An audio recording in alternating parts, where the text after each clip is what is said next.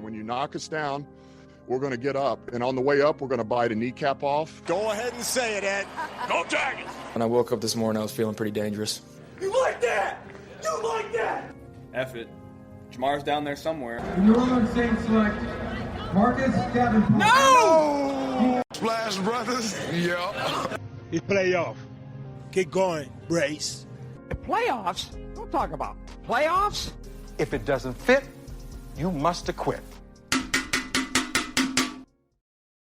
Of Detailing Solutions. All of these sponsors are fine products, and we really appreciate you sponsoring the Dirty Boot Sports Network. We're going to jump right on in here. We're going to talk a little bit about some news, injuries, and top waiver targets after Week 15 that are owned in less than 60% of ESPN leagues.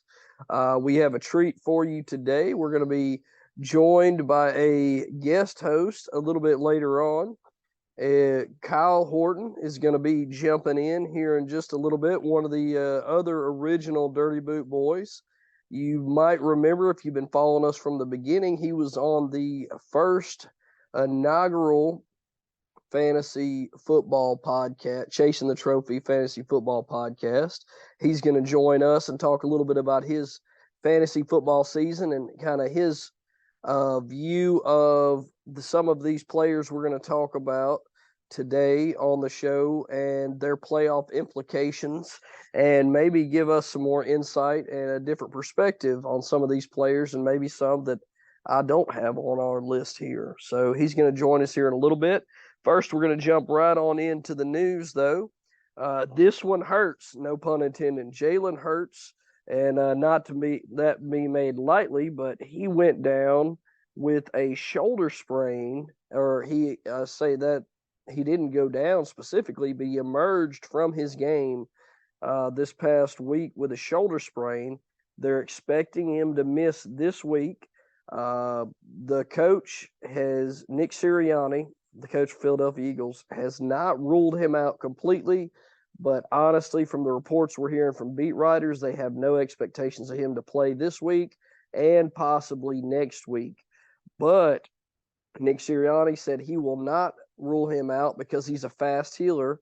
I don't know if he thinks he's Wolverine or something from X-Men, but either way, I think this is more gamemanship from Sirianni just to keep the opponent. They're playing Dallas, big-time rivalry and conference game, although honestly, this game really has no implications for either team. Both teams have clinched playoff berth. Now, the seeding has not been settled, I don't believe, but they both will make the playoffs. So as far as that goes, there's no implications. But I think this is just Nick Sirianni keeping the Dallas Cowboys honest and making them prepare for Jalen Hurts and not just Gardner Minshew, who will fill his spot.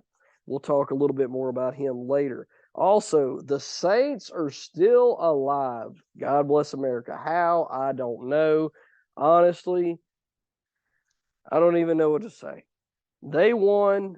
The Tampa Bay lost. Tampa Bay is leading the division by one game. We're have a three-way tie for second behind Tampa Bay with one game with Carolina and Atlanta. Honestly, it's just sad where our division sits right now in football. It's kind of a mockery, more of a joke, honestly, for the rest of the league, because somebody is going to win our division with a far less than 500 record, which is extremely sad, but is more than likely the case. But the Saints are still alive. It could still happen, and we'll just have to see. Little side note, little tidbit that I seen today. As far as passer ratings on the season, would you like to know who is number 9 on QB passer rating on the season, cumulative, for those that qualify? That is, those that qualify. You have to have started so many games, have so many pass attempts, so on and so forth. That would be correct. Our own Andy Dalton is number 9 in QB passer rating on this season. That's right. Everybody that thinks he's doing so terrible, he's not winning his games, but he's definitely not losing us, except for that one game where he threw 2 picks in the fourth quarter, but who's counting? But we really could be doing worse than having Andy Dalton as our quarterback. We've got way more holes than we're going to be able to fill, and I really feel like we're coming up on a rebuilding era as Saints fans, which is sad to say, but I hope instead of trying to put Band-Aids on everything, they rebuild it back and rebuild it in the right way. We're kind of off to a bad start not having a first-round pick this year, but in the draft, but hopefully they do not start spending more money than they have and spending on older veterans that are not going to be around for the long haul. I think we need to start planning for the future and being more careful with our draft picks than we have, because I don't think winning now is an option anymore. But that's just my take. They can still surprise me and come in, but it seems like our defense is starting to fall apart. Our offense has been falling apart for 2 years. I just really think it's time to start from the ground up. We need first and foremost, we need to find a franchise quarterback and then go from there. But moving on, the Pats, what else can we say? Making Bill Belichick proud with possibly the most embarrassing play in NFL history. If you haven't seen it, all you have to do is get on Facebook or YouTube, and if you watch any kind of sports, it is going to show up on some kind of social media. But the Pats lost the game on the last play of the game where they were tied about to go into overtime, and they tried to pull the old lateral play where they lateral it multiple times trying to score from the 40-yard line. End up having a lateral intercepted and ran back for a touchdown to lose the game. And while they were tied in that game, they were not losing in this game. It was a tie game.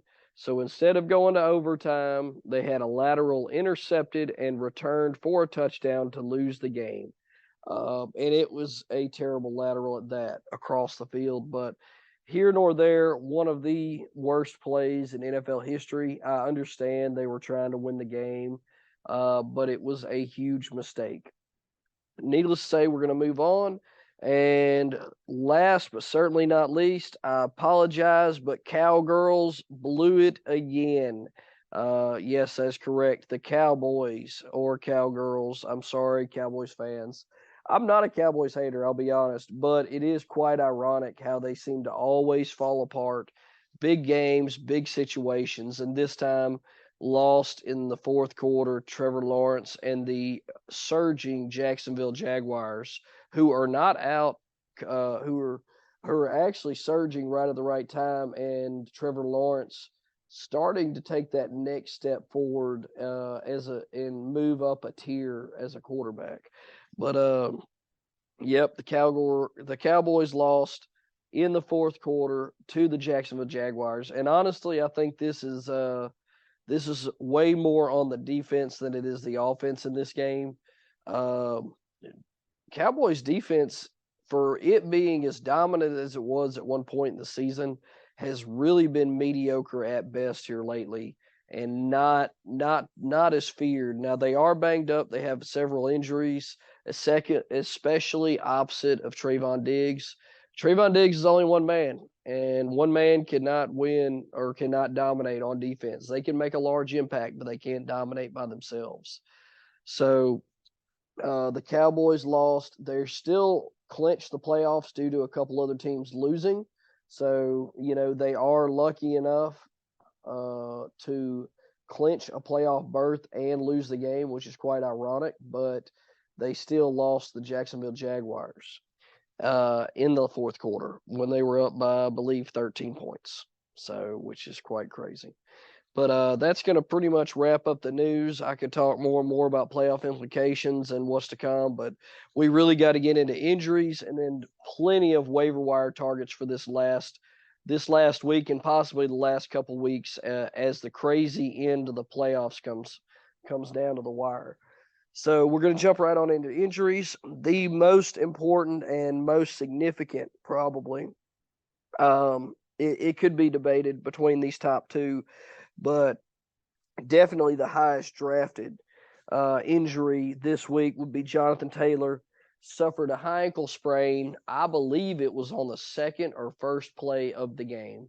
I hope that you did not have him and you were in your first round of the playoffs like I was, and it cost me. It cost me the first round of the playoffs, him going down on the first play.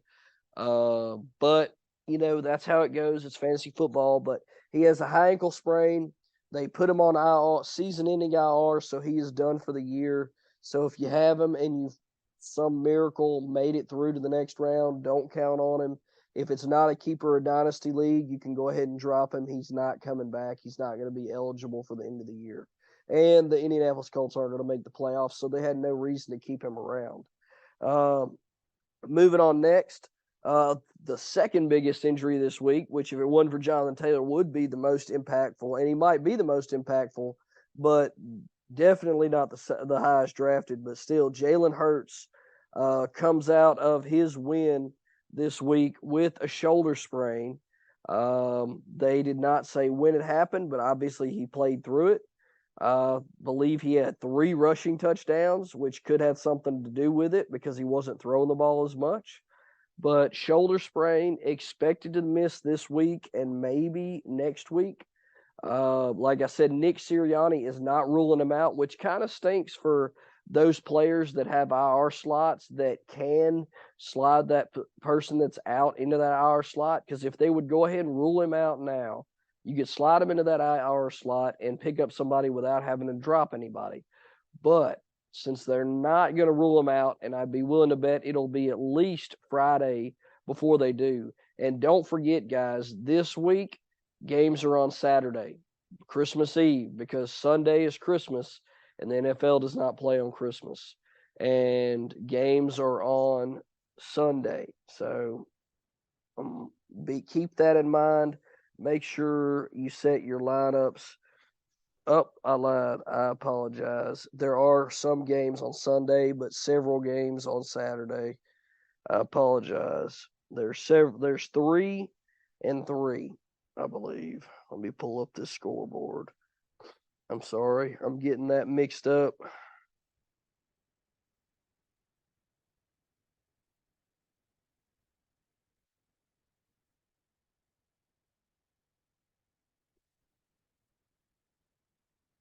Let's get this schedule right here. All right, Thursday we got Jaguars, Jets, and then Saturday Bills, Bears, Saints, Browns, Texans, Titans, Seahawks, Chiefs, Giants, Vikings. There's only 3 games on Sunday, and pretty much that's going to be Packers, Dolphins, Broncos, Rams, Buccaneers, Cardinals, and then Monday, Chargers, Colts. So 3 games on Christmas. The primary majority will be on Saturday. I apologize. I thought I had read somewhere that there was no games in the NFL on Christmas. That is my mistake. But moving on. Jalen Hurts out this week, shoulder sprain. They're not going to rule him out yet, but very doubtful that he plays. Next, Deebo Samuel sat out this past week. No surprise. There's no update. They were saying before week 17 or 18. This is week 16 coming up. So hopefully after this week, if you still have the playoffs going, you still have Deebo Samuel, maybe you can get him in your lineup and have some kind of production from him. Next will be Lamar Jackson, ruled out last week. No real update except for the coach said he is looking for him to start practicing this week and possibly come back this weekend. Next would be Tyler Lockett, who had a broken finger in his game on Thursday night. Ended up being a spiral fracture. On Saturday. Ended up being a spiral fracture of the MC or the metacarpal, which is the large bone in your thumb. He's going to have surgery to repair it, which normally that sounds like bad news, but in this case is good news because if you have surgery to repair it, they're going to put a plate and screws in there and fix that fracture. That way it'll immobilize it. Whereas if they did not do surgery and waited on it to heal, it would not be immobilized and be a higher risk for re-injury, and they would have to wait longer for it to heal. So in this case, once they put those plate and screws in, primarily all they have to do is wait for the incision to heal, and then he'll be able to come back. So this is great news. They're thinking he could be back as soon as week 17, but right now they are not sure. Excuse me. Be listening to us next week. We'll give you an update on Tyler Lockett, and hopefully they'll have some more information for us, and we can let you know if he's going to be a play in week 17. Next, Dameon Pierce left this game last week. Left his game with a mild left high ankle sprain. They thought he had a chance to play. He didn't ever practice, but they didn't want to rule him out for any longer. They thought it was going to be a short-term absence. Ended up putting him on IR out of nowhere. So ended up being worse than they thought. They realized they weren't going anywhere, put him on IR, and that's where he's at. He's pretty much done for the season, Dameon Pierce. Cortland Sutton ended up getting ruled out last week.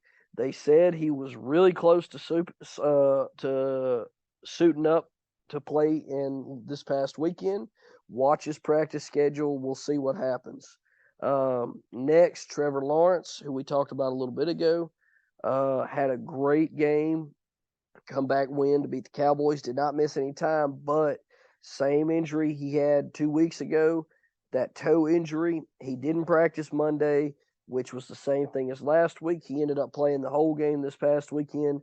They're just managing his reps, trying to get that let that toe heal as much as possible while they can.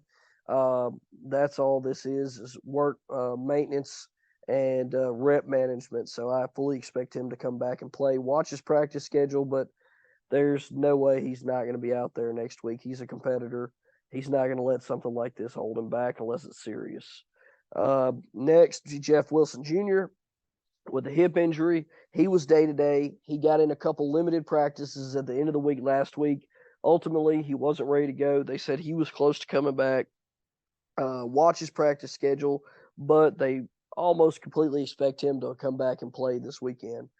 Next will be Brandon Cooks, out with a calf injury last week. No update as of today. Like I told you before, I fully expect him not to play anymore this season. With them not having anything to play for and him wanting to trade, they've got no incentive for him to play, and he has no incentive to play either. And then last but certainly not least, A.J. Dillon goes out, was having a really good game last night. I think it was around 18 fantasy points at the time. Goes out with a concussion or a possible concussion. He left the game to be evaluated. Pretty much when that happens, you're pretty much going to be ruled out, especially after the Tua incident earlier this season. So he left the game to be evaluated, was ruled out. They have not confirmed it was a concussion at this time, but if it is confirmed with him getting a concussion on Monday night, it's extremely unlikely for him to play Sunday evening whenever he's scheduled on Christmas Day right now. So it's going to be very likely that he ends up missing at least one game, and right now where the Packers are, I heard on the radio on the way home this evening that the Packers have a 9% chance to make the playoffs. There are 4 scenarios that have to go right for them to make it, and a 9% chance is not very much. Not saying it can't happen, but it's a very slim chance. So A.J. Dillon's out, more than likely. Watch his practice schedule. Watch to see if they've ruled a concussion or not, if you have him and you need him to play. If he does play, I fully expect him to get a fair workload again. They're trying to see more and more what they have in him. They know what they have in Aaron Jones. So we'll see how it plays out. But if you have A.J. Dillon, it could be a plus plus matchup for you if he gets in there because he could get more volume. But that's going to wrap up our injuries for this week. It was actually, compared to some of the more recent weeks, it was a fairly light week on injuries. So that's good for people going into the playoffs, unless you were like me with Jonathan Taylor and Damian Pierce on the same team. That was kind of rough. But anyway, moving on. We are going to keep on trucking. Kyle should be joining us fairly shortly. Just waiting on him to get his stuff in order, and then he will hop in with us. But we're going to go ahead and roll on into our top waiver targets after week 15 that are owned in less than 60% of ESPN leagues. And number one this week for me is going to be Tyler Algier. Strictly volume based, honestly, a team that runs the ball a tremendous amount. And it was a three running back backfield between Cordero Patterson, Caleb Huntley, and Tyler Algier. Well, Caleb Huntley went down with a season-ending injury during this game. So and it was fairly early, Tyler Algier proceeded to get 24 carries and put up a fair amount of points. Let me get that pulled up for you here. Yep, he proceeded to get, 17 carries, 1 catch, and a touchdown. 17 carries, though, for 139 yards for 24 points. Not 24 carries, 24 points. And that was against New Orleans, who has not had the best run defense this year. Now they're playing at Baltimore, who's a better run defense. Who's a better run defense, but Baltimore's atmosphere this weekend is going to be sketch at best, as they're expecting sub-freezing temperatures and a rookie quarterback, Desmond Ridder, starting in sub-freezing temperatures. I would think you're going to be more inclined to run the ball as much as possible. And with Caleb Huntley out of the picture, I think that's going to open up the door for Tyler Algier to get more work. They're not going to want to ride Cordero Patterson any more than they have to. Because, if anything, they're going to probably try to trade him at some point and get max value for him, or just hang on to him and not risk him getting injured for next year if they plan on bringing him back. But I like Tyler Algier at Baltimore. Tough matchup, but he's going to have a higher workload, and as we always say, volume is king. If he gets 17 to 20 carries, there's no reason to think he can't be close to 100 yards and have a goal line touch or two for a chance at a touchdown. Number two, at running back for me, is going to be James Cook. I know this is going to surprise a lot of people. Why James Cook? Don't you know Devin Singletary's there? He's getting the lion's share of the workload. Yes, I do know that. But I do know that with this win this past week, that Buffalo has clinched a playoff spot. There is some seeding to be sorted, yes. But do they start to think about cutting back Devin Singletary's workload to try to save his health for the playoffs? And do they start riding James Cook, who has looked a lot more explosive and a lot more efficient in the last couple weeks for Buffalo? Do they let the young guy with the fresher legs start to take over more? I think they do. If you have a playoff situation where it's multiple weeks and you're going into a 2-week, this could be very beneficial, because I definitely think after this week, James Cook's going to be the man for the rest of the season. In a very good offensive situation. I don't see Josh Allen sitting, because he's that kind of a competitor, but I do see them sitting some of their star position players like Stephon Diggs, maybe Gabe Davis, Devin Singletary, possibly Dawson Knox, some of their guys that are their key guys that they want to get completely healthy before the season starts. So I like James Cook. Plus, he has a plus matchup at Chicago this week in sub-zero temperatures at Chicago as well. They're probably going to run the ball more, try not to put as much on Josh Allen and his injured elbow. He's been consistent when he gets the work. He's been getting consistent work. At least 10 to 12 touches the last several weeks, at least. And if they rest Singletary, that's going to go up even more. So I like James Cook and his ability in that offense a lot. Number 3 for me is going to be Deion Jackson or Zach Moss. My personal pick in this situation, this is a replacement for Jonathan Taylor.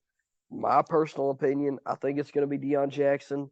Several analysts are saying Zach Moss because he got a lion's share of the carries in the game whenever Jonathan Taylor went out. I think that was only because the game script went out the window when Jonathan Taylor got ruled out. But I think whenever they can script for a game, they always seem to go back to Deion Jackson whenever Jonathan Taylor goes down. Even when Nyheim Hines was there, Deion Jackson was the guy whenever Jonathan Taylor went down. So I think Deion Jackson's the guy. You can pick up either one, roll the dice. Either way, both of them could be beneficial. They're playing at home against the Chargers, which are the 30th ranked against the running back. And their offense has not looked that great. Plus, the Chargers have been better against the pass recently. So the Colts are going to probably want to try to run the ball more than they normally do. So they're both going to get work. I think Deion Jackson's going to get more passing downs and more touches, but they both could be beneficial. Deion Jackson or Zach Moss, that's my number 3. Number 4, going to be Jaylen Warren for me. Put up 11 points last week.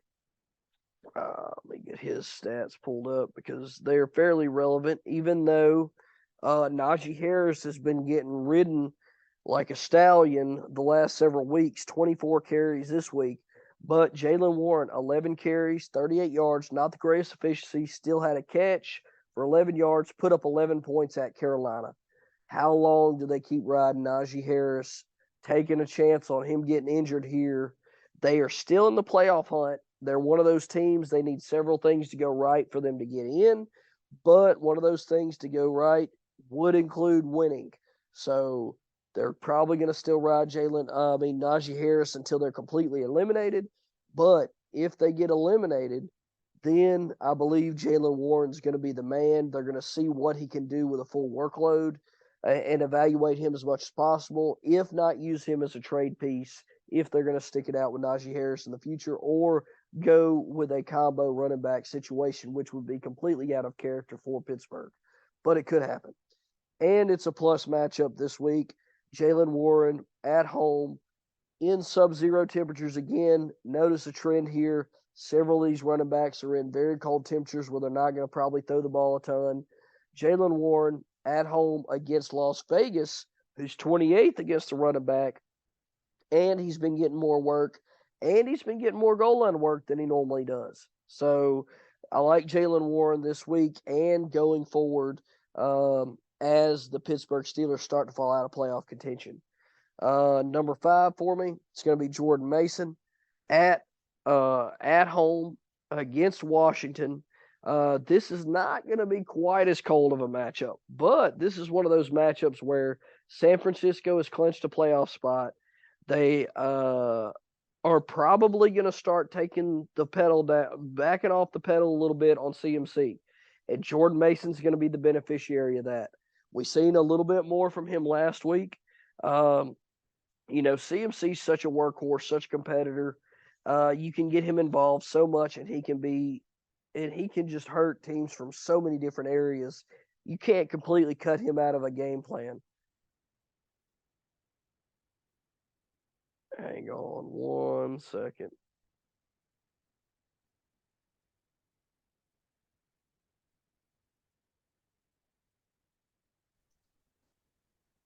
All right, and we've got Kyle Horton, one of the original Dirty Boot boys, joining us. What's up, guys? Planning on getting in here. My fantasy advice this year is no good, so don't listen to anything I say. I'm dead last in both my leagues. Last year I did won one of my leagues. This year at the draft I was projected to be the number 1 seed, but injuries and some kind of a wacky season. Just snake bit me, and I just haven't recovered. So, but yeah, that little, And that's how it goes, man. Honestly, anybody plays fantasy long enough, you're gonna be that projected team to win. And if anybody knows anything about fantasy football, very rarely does the projected team to win end up winning at the end of the year. Not saying it doesn't happen, but very even going rarely. into the playoffs in the Dirty Boot Sports fantasy league, the best seed is number 6. Number 6 seed overall has more championship wins than any other seed. Why that is, I don't know. But yeah, I mean, injuries have killed so many people this year at all positions almost. So completely understandable. I made it in the playoffs 2 out of my 4 leagues, and injuries took me out in both of those games this past week. So I have nobody left in the playoffs. So I've got no dog in any of the fight of any of these guys, but I'm going to try to help out anybody listening, and hopefully some of this advice will help out, in your playoff run. At this point, you're either midway in the playoffs or you're the end of the playoffs probably, because most people either started last week or you just finished your first round going into your second round. Yep. But like I said, we were just talking about, Kyle, Jordan Mason for the San Francisco 49ers, my number 5 waiver wire target. Tough matchup at home against Washington, but like I was just talking about, I fully expect, with the 49ers leaning so heavily on CMC like they do in their offense with, no Jimmy Garoppolo, no Trey Lance, no Deebo Samuel right now, there really is no reason with them clinching the playoffs, taking a chance on CMC going down with an injury, with them being, such a high seed in the playoffs going in. And last week, Jordan Mason only had 4 carries, but he took those 4 carries and went for 64 yards at Seattle, who's not a great run defense, but they're not that bad either. This week, it's going to be at San Francisco against Washington, who's a far better run defense, but I expect there to be at least a halfway split coming up where they kind of back that pedal off CMC a little bit this week, and then start giving Jordan Mason a few more carries here and there, if not some goal line work. I think he's somebody, if you've got the Jonathan Taylor injury and you made it through, he's somebody, if you don't get Algier, James Cook, Deion Jackson, Zach Moss, one of those guys, or even Jalen Warren, if you want to roll the dice with him, I think you could do worse than picking up Jordan Mason and seeing if Kyle Shanahan mixes him in the game plan a little bit more this week.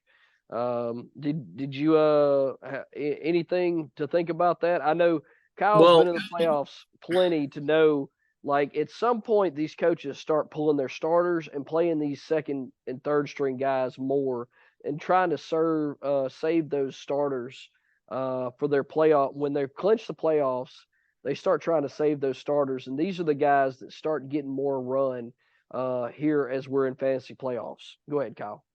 Yeah, you've got.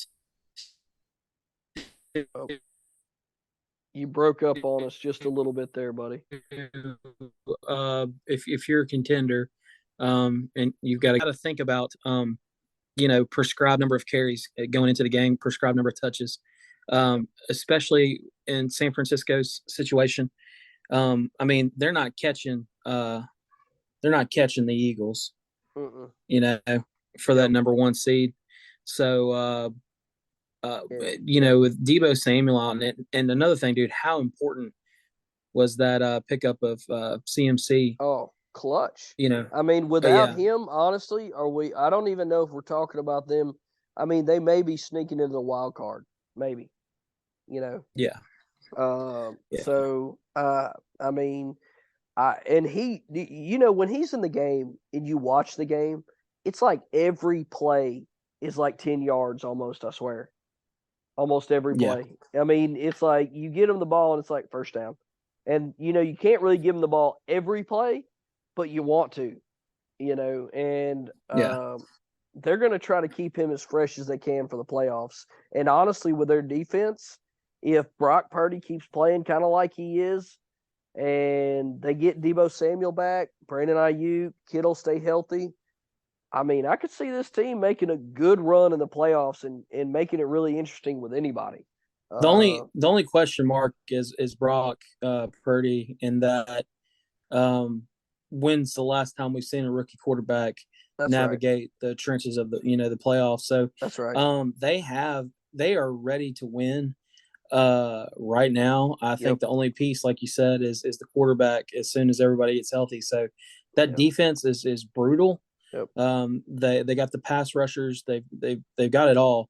They just need the quarterback, and we'll see what the last pick of the draft is made of. And I mean that's exactly right. It's hard. I know some bad quarterbacks have won some some Lombardis, but it's hard for me to bet on. But then again, I mean, you're the Eagles over there, the clear cut number one right now. That's right. Do you trust Hurts in the playoffs? I don't know. Hurts is playing some big games at the college level. Yep. And I don't know if you can, like, some people want to discount that. No, it's not, the NFL playoffs. Yeah, maybe not, but still big time games. It's still that pressure. It's that pressure, play well in the college playoffs several times. So to me, it's a mentality. It's that pressure mentally, and that mental fortitude that you have under that pressure to perform. I don't think it matters whether it's playing Division III, Division I. If you in your mindset, can conquer that pressure, I think the pressure and the way it affects you, I think that's purely based off the person. What changes in the NFL though is the way that these coaches game plan a little different in the playoffs. That's right. You see it sometimes in baseball too. You'll see a team go with a completely different strategy than what they've done all year, just to kind of give them an edge. And the biggest thing is hitting these quarterbacks in the mouth. I don't want to get off too much on like a playoff football talk, because that's more for the regular pod. But if I'm playing the 49ers, I'm trying to protect the ball on my side, and then I'm trying to hit Purdy in the mouth and make him mess up for sure. Yep. And but if Christian McCaffrey and Deebo Samuel have their way with you, it's over. That's right. But rolling on, and last but not least, this is not one particular player at number 6. This is just a reminder. If you're one of those teams that's rolling through the playoffs, you've pretty much got your lineup set. You've got some guys on your bench that are kind of starters for teams that aren't really mattering, that probably might not play some coming up. Get out there and pick up backups on these high-scoring offenses, these good teams that are going to start resting some of their starters, like Alexander Madison. C.J. Ham has actually been getting some run in Minnesota behind Madison and Dalvin Cook. It could be one of those crazy situations where Minnesota rests Madison and Cook. Then you're left, if somebody has Alexander Madison already pick up C.J. Ham. What if they rule both of them out when they start resting people and play C.J. Ham? Also, Khalil Herbert coming back from that injury. David Montgomery, they know what they have in David Montgomery. They're not making the playoffs. What incentive do they have to keep playing David Montgomery? Why not give Khalil Herbert a little bit more run? I mean, honestly, they pretty much probably know what they have in him and probably like him more. But give him a little bit more run and see what he has. I like Khalil Herbert. Plus, he was performing way better than David Montgomery was before anyway. And then last, but certainly not least, Samaje Perine. Cincinnati, I don't know I think they've clinched. If they haven't, they're like 90-something% to make it. If they don't, if they haven't clinched, obviously they're going to play Joe Mixon until they clinch. But if they have clinched and they don't have any seeding implications for this weekend, Samaje Perine is money. he is going to get run, and he has been very good when he has played this year. Also, even if you don't play him this week and you play in the playoffs next week, you've already got him on your bench, and he's going to play whenever they clinch in the seeds. They're going to rest Joe Mixon. He's too vital for that team. Samaje Perine vital also, but with Chris Evans going down with an injury earlier in the year, they really don't have any formidable backups that are going to that they probably want to trust, playing that much with the team. I just think Samaje Perine's going to get a lot of run. They'll rest Joe Mixon. Those are just a few examples, but any backups for any of these high-value teams that score the ball that have already clinched, just be on the lookout for those guys and pick them up, stash them, or pick them up and, if you have to, start them. But I would hope you're not at that point right now. We're going to move on to wide receivers. And I actually have quite a few wide receivers this week. I know that's no surprise to people that listen a fair amount because there's always a column or two or a position or two that I end up having more than the other. But this week it's going to be wide receivers for the main reason, like I just got done talking about for the running backs, only it seems like some wide receivers are starting to emerge here right before the playoffs on some teams. Some younger guys and guys that we thought would break out earlier in the year are starting to emerge, and I'm thinking could have larger roles as we get closer to the end of the season in the fantasy playoffs. So number one for me is going to be KJ Osborne for Minnesota. What else can you say? He got 16 targets last week. He was somebody we thought would overtake Adam Thielen coming into the year.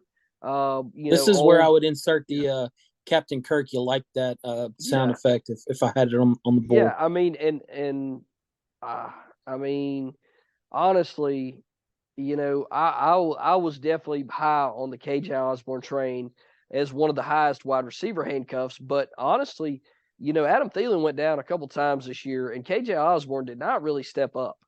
And then not like he did last year anyway.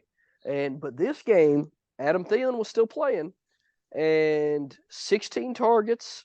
They're going up against the Giants.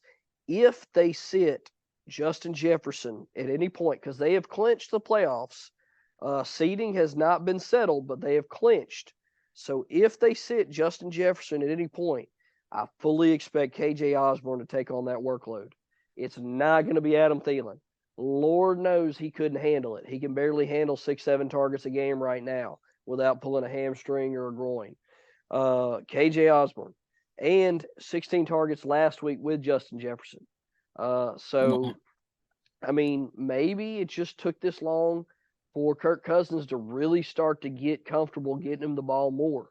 I don't know. But they're going against the Giants, 13th against the wide receiver. They were a lot better against wide receiver earlier in the year.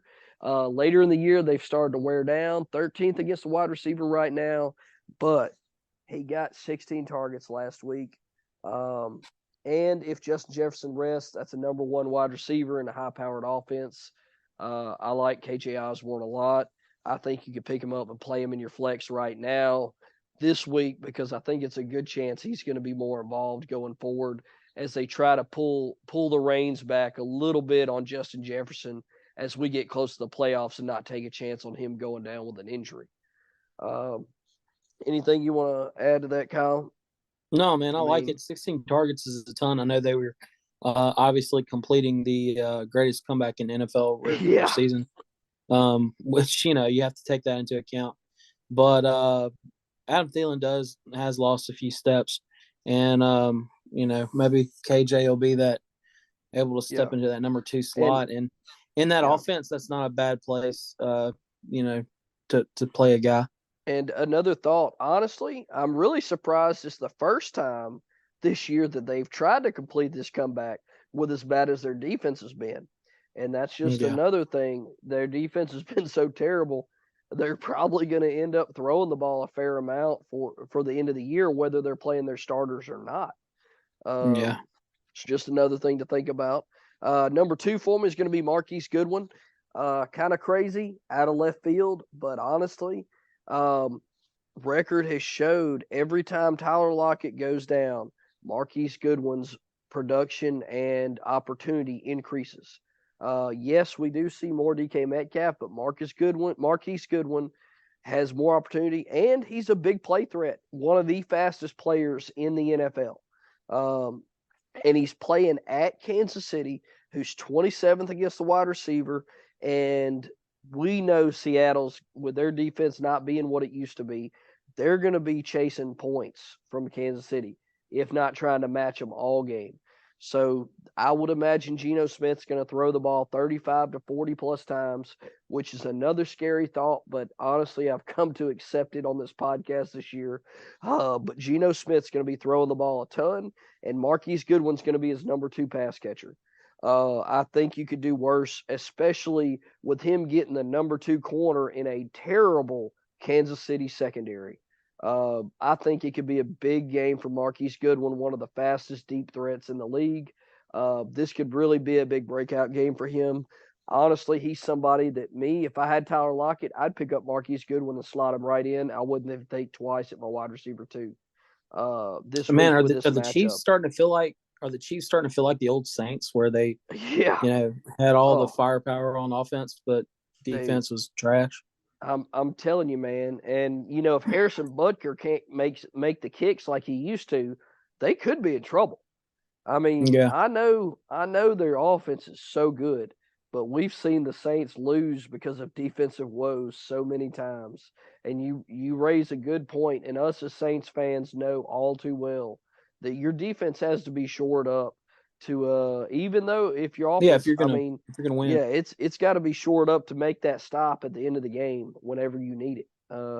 But I like Marquise Goodwin a lot this week.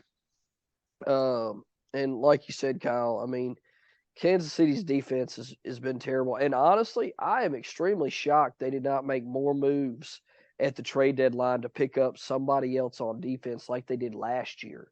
But they did not. So here we are, terrible defense, good offense against another terrible defense, good offensive team.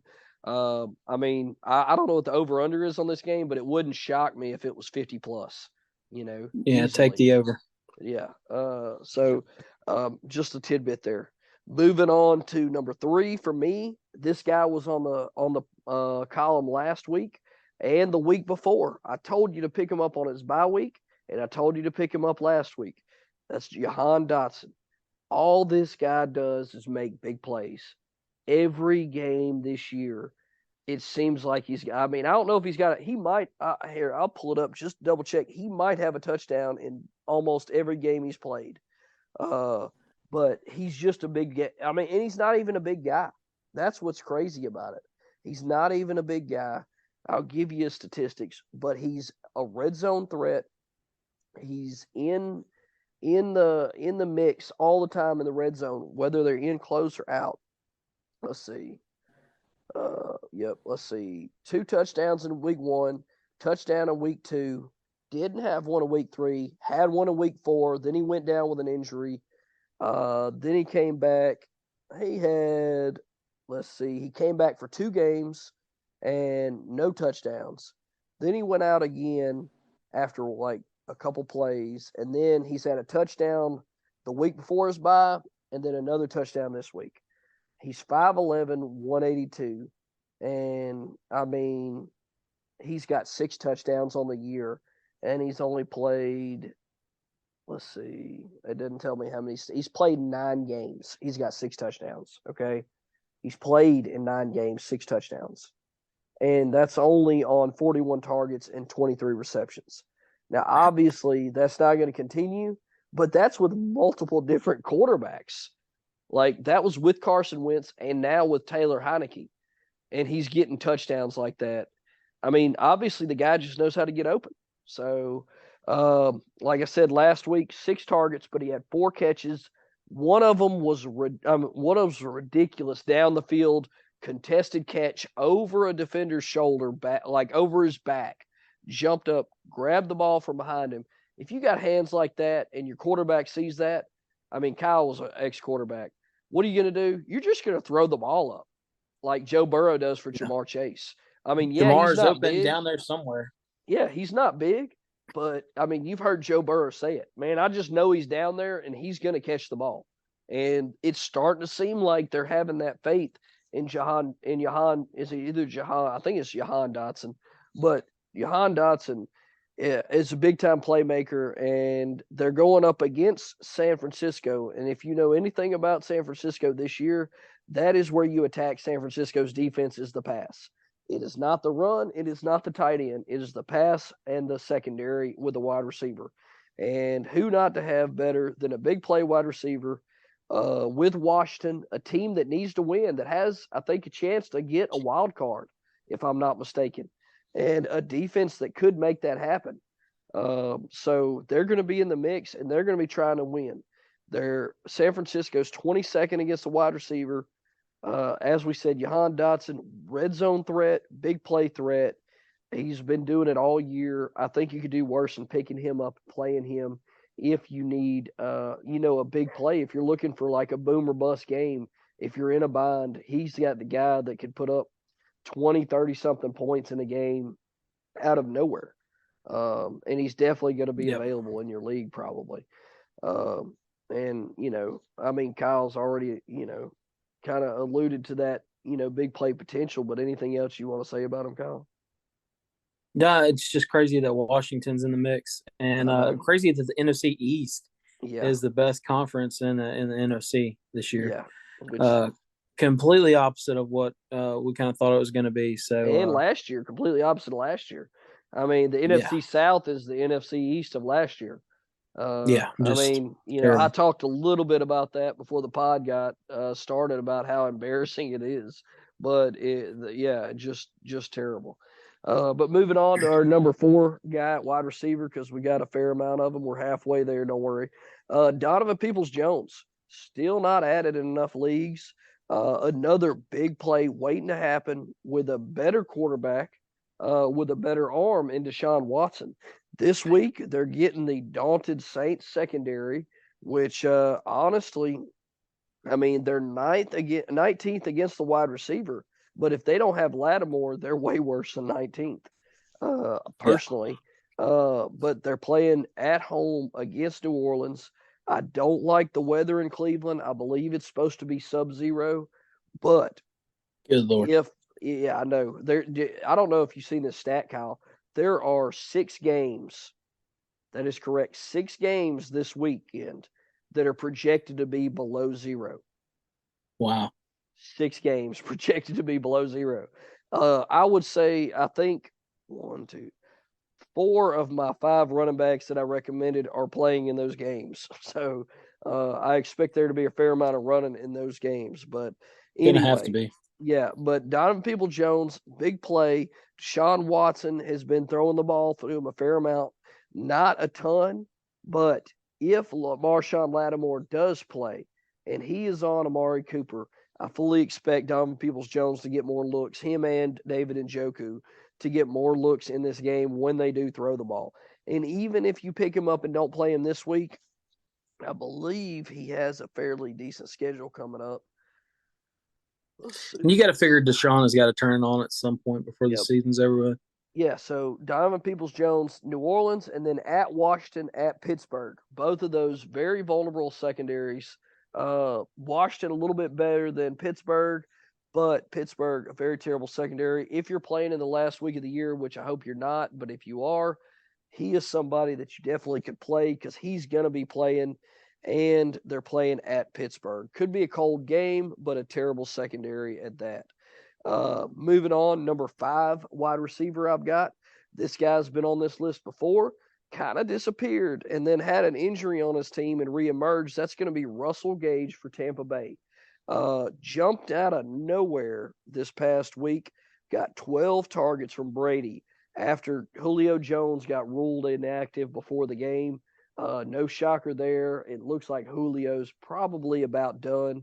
This was a season to try to win a championship. Not saying Tampa Bay can't, but it's not looking good for them in the way they're playing right now, especially if they don't even look like they can win the NFC South. They're leading, but by the hair of their chinny chin chin. But Russell Gage, number 3 wide receiver in this offense, but Mike Evans really hasn't been getting as much work as we were used to earlier in the season. And Russell Gage comes in for Julio Jones, gets 12 targets. Obviously, Brady's comfortable with him going to him 12 times.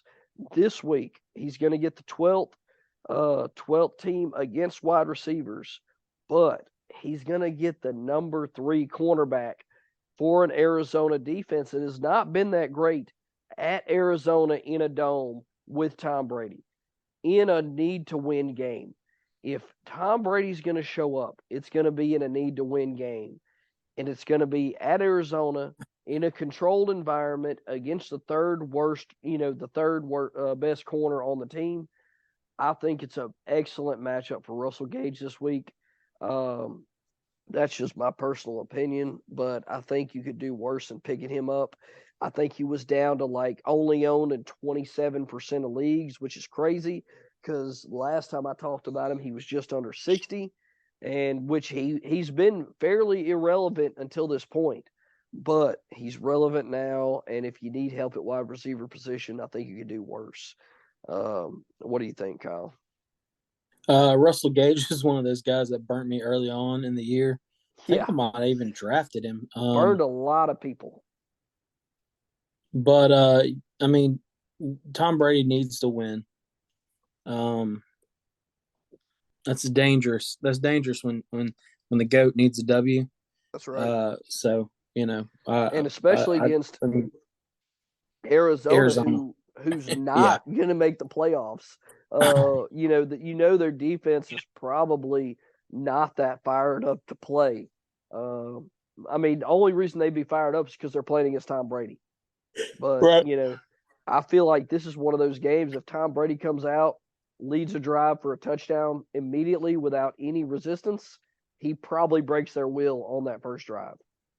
Honestly. But either way, like Russell Gage at number 5 at Arizona, I think you could do worse than picking him up. And honestly, another little tidbit. When he is out there, Chris Godwin is his go-to, but Russell Gage looks very Wes Welker, Julian Edelman-esque for Tom Brady. And I know that Chris Godwin has been that, and he's still that. But Russell Gage fills that role quite nicely for Tom Brady as well. So another little thing, and he has that size, like that build that they had. So just another little tidbit there on that too. Moving on to number 6 for me. This guy was on there last week. Ended up not being as productive because of the quarterback situation, but Elijah Moore didn't really pan out because they went and started old Zach Wilson, the "it's not my fault" kid. But which I was really disappointed. I was hoping they would sit him and start Joe Flacco because we know he's going to sling it all over the yard. Zach Wilson had a decent game, but him and Elijah Moore just don't jive. I don't know why, but they don't. And he ended up putting up 9 points. He could have done worse, don't get me wrong. But Elijah Moore this week, with a chance for Mike White to come back again, I hope he does. If Mike White comes back and they're playing against Detroit with Corey Davis still out, Denzel Mims went down with an injury again, that means it's going to be Garrett Wilson and then Elijah Moore. If Mike White comes back, Elijah Moore will put up significant points and stats, no doubt. I like it, man. I like Elijah Moore. If I knew Mike White would start now, I would probably have Elijah Moore either 2 or 3. Honestly, I definitely would have him 3 over Jahan Dotson just because he would get more volume, and he's a big play waiting to happen. Elijah Moore is one of those guys I was hoping and praying the Saints would go after when he wanted to be traded. No, go after. He wanted to be traded. He asked for a trade. And, almost always when a player wants out, they give in. And I was hoping and praying the Saints would go after him. They did not. And now, they've kind of turned Mike White, the White Knight. I don't know. That's my name for him. I've said it way back when he emerged, but Mike White, the White Knight, coming in there, saving the Jets from Zach Wilson, the "it's not my fault" kid. And, this is a great matchup. We're going to get back on Elijah Moore now. Sorry, I got off on a tangent there. But Elijah Moore has Detroit, the 30th against wide receivers this year. I mean, we've been talking about matchups for wide receivers against Detroit all year. It hasn't changed. Their defense has gotten better, but their offense is going to probably put up points, even if it's at New York in sub-zero temperatures. They played well last week also. I expect them to come out. Detroit's playing hot, man.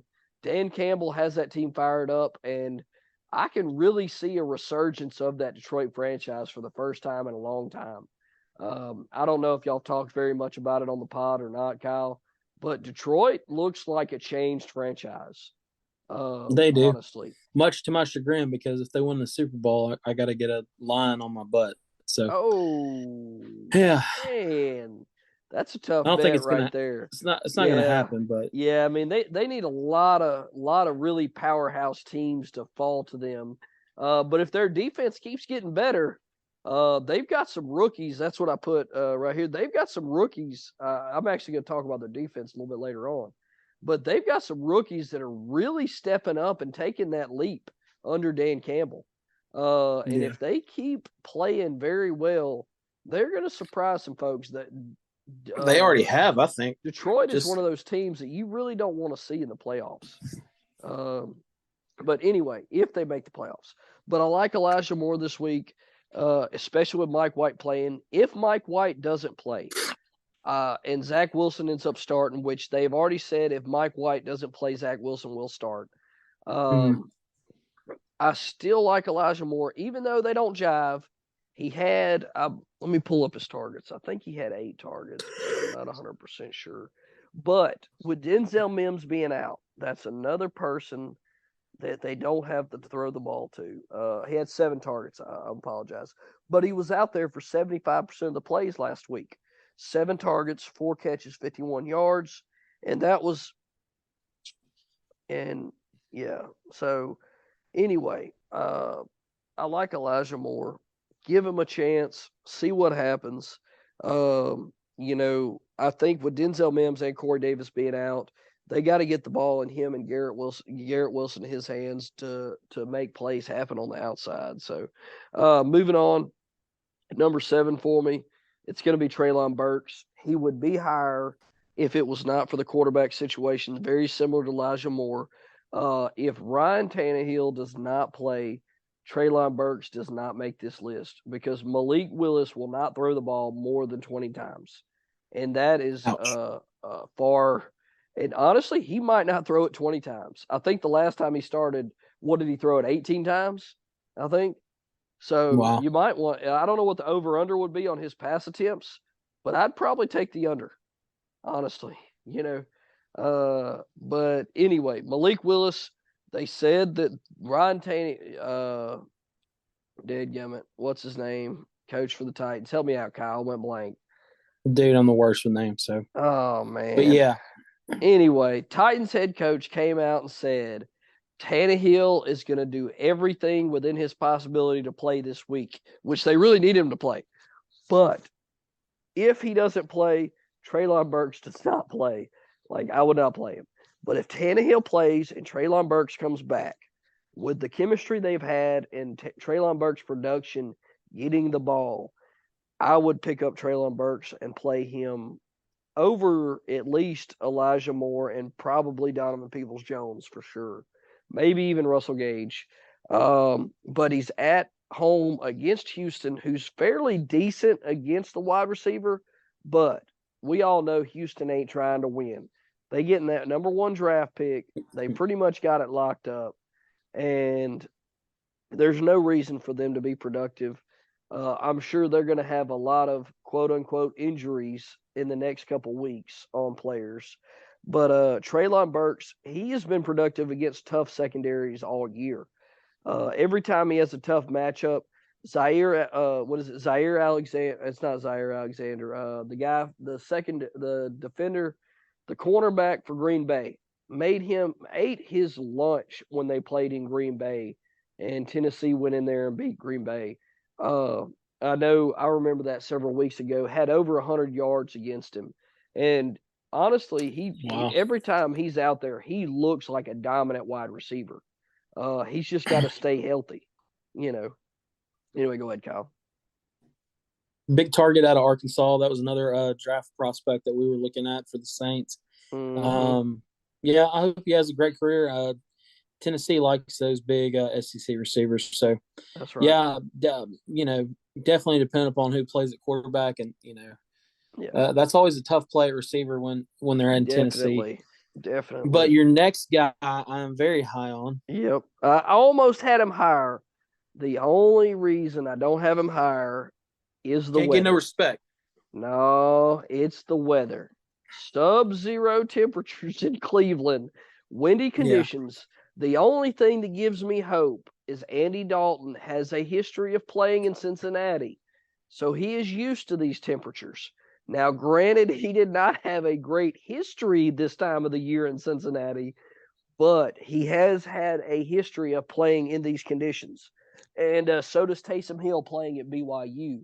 So either way, whoever's throwing the deep ball in Cleveland, I have some hope. And not only that, Cleveland's 16 against wide receivers. And they have a tendency to give up the big play to the big play wide receivers. But Chris Olave and Rashid Shaheed, who are very similar wide receivers to me, very, very high percentage down the field throws. They have a good shot at having big plays in this game against Cleveland. The only thing is the weather. That's what kind of makes me shaky about this. Yeah, they're going to throw the ball, but Shaheed's been doing a lot of his damage on down the field big plays, especially from Taysom Hill. I think Taysom Hill's got 2 or 3 big throws to Rashid Shaheed, and I expect them to try to get a couple more of those this week.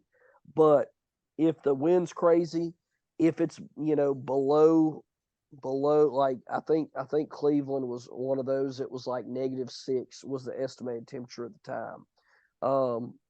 I think that could hinder that some, but he has still made a big enough impact the last couple weeks to warrant being on this list and to be a lookout. Now, should you be starting him? Probably not unless you have to in deeper leagues, but I do like him a lot. So go ahead, Kyle. Tell me all about your feelings about Rashid Shaheed. Oh man, you're right about the deep ball threat because that's really his game with the Saints. So, you're looking for them to hit a home run with him, and he does a decent amount. Yeah. It's just like you said, the wind's going to be a factor. Guys, I don't know if you ever try to catch a football when it's cold outside, but it freaking is. It's painful is the only word I can think of. That's right. It feels like you're somebody, throwing a ice. Like it's not. It's just hard as a rock. Yep. So, and then your hands are like cold. You don't have enough blood flow to your hands, and it stings. I don't know. Shout out to those guys who play in Buffalo and places like that. But I think, like you said, though, the wind and the temp might play a factor in that because it could kind of hamper the deep throw for the Saints. But dude, as a Saints fan, I love this cat, man. Oh, yeah. Came on when we were let down by Michael Thomas and arguably Juice too, man. He's been kind of injuries, man. That's what I was kind of worried about, bringing in one of those older wide receivers. And I did talk about this at the beginning of the pod before you came on. I really hope we jump in hard on a rebuild. Not one of those halfway Band-Aid rebuilds trying to make it, because I feel like the wheels have you listened to our rebuild pod? I have not, man. Oh my gosh, dude. We burned that mother down. Was that Monday? Was that the end of last week, I think? Yeah, it was in the last week. I've seen it. I've got it downloaded. It's on my to-do, man. I listen to a ton of pods. But for those of y'all who haven't listened to it, we basically just tore them down from nobody was safe. I think in that pod we got rid of Mike Thomas, Marshawn Lattimore, AK, Juice, Cam Jordan. Yeah, honestly, to me personally, the only people that are safe on this entire team are Olave and maybe Shaheed, with his production, and the offensive line that have been producing. The younger ones that have been productive and healthy, that's the only ones that are safe to me, honestly. Yep. I mean, there, and maybe the few now. Warner looks like somebody you possibly could build around. DeMario Davis is getting on up there. He's still productive, but I think his trade value is it's on the decline. I think it's still up around the max plateau, but I think if he hasn't, because he's not been as good this year as he has been. And I think if you wait too long, it's gonna, it's gonna come back to bite you. But I like Warner a lot, and I think he's somebody else that you could build around. But they were talking. I was listening to the radio last night on a pod, and they were talking about. I mean, not a pod. It was just the radio. It was 97.7. Give them a shout out. I was listening to them yesterday evening, and they were talking about the disappointment of Marcus Davenport. And I keep circling back to the Saints getting rid of Trey Hendrickson to keep Marcus Davenport. Yep. And man, I just can't stand it. I really can't. But, that's the way it fell. That's the way it is. But I hope we hit that master reset button and get as many draft picks and young talent. I mean, honestly, I'm at the point right now, I'm okay with them getting young talent that has failed in the league and trying to give them a reboot, because we've Zach seen Wilson? so many. No, no, not for me anyway. No, not for me. Gardner Minshew's the one that I want. I'll be straight up with you. I've been talking to a buddy of mine at work. Gardner Minshew, I feel like if you look at his statistics as a starter, and it is not a small sample size, my friend, from his time in Jacksonville and when he started, when Jalen Hurts was out last year, right? It is a top 15 quarterback at least, and if not better, in a good offense. And we got to remember who was his coach and his offensive coordinators in Jacksonville that he was horrible with. It was terrible. Horrible situation. Yeah, I mean, you got Urban Meyer in the strip club, for Pete's sake, and and he should be out there scheming for the next game. So, yeah, Gardner Minshew. And look how much better T. Law has been with a real coach. Yeah, that's exactly right. Yeah. Dude, I'm putting next year, I'm calling it right now. Trevor Lawrence, top 6 quarterback. I'm calling it right now. Yeah, no doubt. He's top 10 right now. Oh, I know he is. But I'm saying I can't put him unless he starts running more. I can't put him up there with Mahomes. Mahomes passes more than any of them, but I can't put him up there with Allen and Hurts until he runs a little bit more. He's gonna look more like Herbert than he will. Yeah, I think that could be true. But we also got to remember Justin Fields possibly ascending into that echelon as well, with a terrible team. I'm just hoping they do right by him and don't waste his career there in Chicago. But anyway, back on track here. So back to the Saints, though, man. Yeah, another guy that you can build around, Juwan Johnson. Yep, and that's Juwan moving on to my number one tight Kyle preluding and jumping right in there. The number one tight end pickup for me this week, Juwan Johnson, the touchdown machine. I had him on there before he got injured. The game before, I said he was my number one. He had like 6 touchdowns in the last 4 games, and then he goes out and gets hurt. Like first play, gets a concussion, and gets 1 target. And I was like, man. And then he goes down, and he had a concussion, but I think he had some kind of other injury also. And then he was out for a couple weeks. Comes back this past week, gets another touchdown. Let me get some stats here for you. But, I mean, the guy is especially with Andy Dalton, when they're in the red zone, he's money. And former wide receiver, and you can tell. Yeah, 6'4", 231. I do hope that he is somebody that stays. I feel like he's our next tight end. This is his second year in the league out of Oregon. I like. I think Troutman. I think Troutman is your run block guy. Yeah. Troutman has showed at times elite run blocking skill. Yep. He's lacked in the passing game. I don't know if he's ever going to develop. So, Yep. This is your typical Drew Brees style, tight Jimmy end. Graham-esque, Maybe not as much of a freak as Jimmy Graham, but as far as like possessions and stuff, like I can see Juwan getting the ball a lot and being a big part of the offense moving forward. Well, and I mean, how many times can you pick up the number 7 tight end in standard and the number 9 in PPR off the waiver wire in week 15?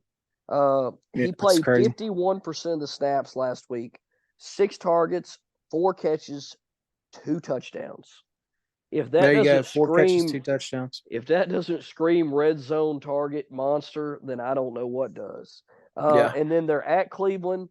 Tough place to catch the ball, but I don't care. If they get in the red zone and they're going to throw it, I got a feeling it's going to Juwan Johnson. The next week at Philadelphia, another tough matchup, but could be resting their starters. And last but not least, rounding it out at home against Carolina, which could be a must-win game for the Saints to make the playoffs. Who knows? Yeah, for sure. Lord help us if we do make the playoffs. It won't be pretty. But if they do. It is not a great matchup at Cleveland, number 6 against the tight end. But once again, at tight end this year, what are you hoping for? A touchdown.